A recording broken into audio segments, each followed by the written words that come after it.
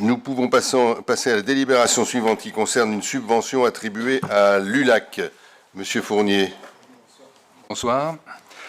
Les associations d'anciens combattants ont tout en commun la volonté de maintenir et développer l'esprit de défense, les liens de camaraderie, d'amitié et de solidarité entre ceux qui ont participé à la défense de la patrie. Transmettre aux jeunes générations le devoir de mémoire et les valeurs de l'amitié entre les camarades de combat. Soutenir et aider moralement et matériellement les compagnons en difficulté et les représenter auprès des pouvoirs publics, civils et militaires. Pour permettre à ces diverses associations de poursuivre leurs activités, il est proposé d'allouer une subvention à l'Union locale des associations d'anciens combattants, qui, elle, ensuite les distribue entre les diverses associations.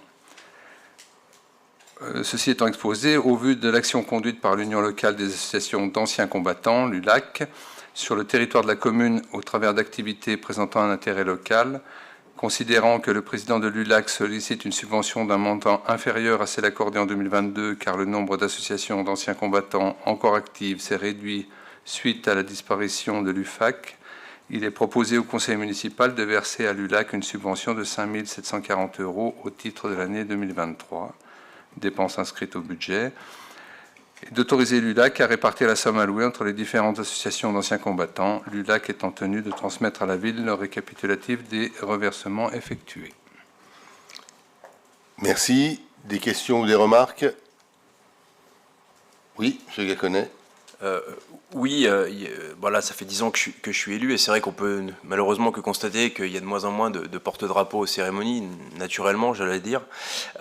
J'ai appris qu'il y avait une école des jeunes porte-drapeaux qui était ici en Haute-Savoie, à Sallanches, du côté de Sallanches. Alors, j'ai encore pas totalement tout compris de si c'était vraiment juste une école pour quelques heures ou si c'était quelque chose qui durait sur une année complète. Enfin, je pense pas, mais enfin, voilà. Et j'aimerais savoir si on pouvait pas soit envoyer des jeunes, soit imaginer une telle structure dans notre bassin de vie, parce que je pense que le constat que l'on fait à chaque commémoration et le nombre qui diminue de porte-drapeaux, ça pourrait être une solution pour les années à venir, pour l'agglomération, d'avoir quelques jeunes porte-drapeaux.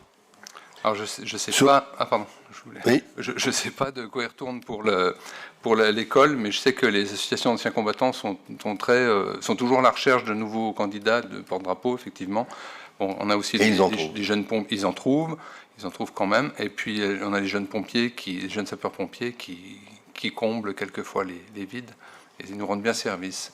Mais c'est une bonne proposition, effectivement, je leur demanderai. Moi, j'ai toute... voilà, je ne sais pas ce que c'est, j'ai vu comme vous, hein, c'est une info que j'ai vue dans la presse, mais je ne sais pas ce que c'est, je ne sais pas à quoi ça sert, je ne sais pas comment ils recrutent, donc avant de m'emballer là-dessus, je souhaite avoir quelques informations, et je suis plutôt dans le sens de soutenir les associations pour aller chercher elles-mêmes des porte-drapeaux. Je voudrais vous dire que la cérémonie du 11 novembre était très forte, il y avait beaucoup de monde, et notamment, la presse l'a mis en évidence, notamment la présence d'une classe défense du lycée des Glières, qui est une classe qui a un programme spécifique, 1 heure par semaine sur le travail sur la défense, le patriotisme et l'histoire de notre pays, et qui a un lien qui est parrainé par le 27e BCA. Ils ont été très présents et je pense que c'est aussi une manière très, très forte de voir la jeunesse participer à ces temps patriotiques. Donc voilà, mais qu'il y ait des difficultés à trouver des porte-drapeaux, c'est sûr. Hein, je crois que les uns et les autres, on cherche tous les moyens pour que cela se passe.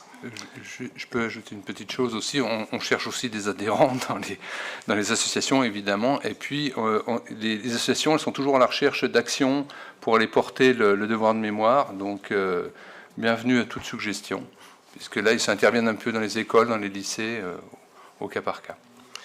Merci. Est-ce qu'il y a des votes contre, des abstentions? Merci.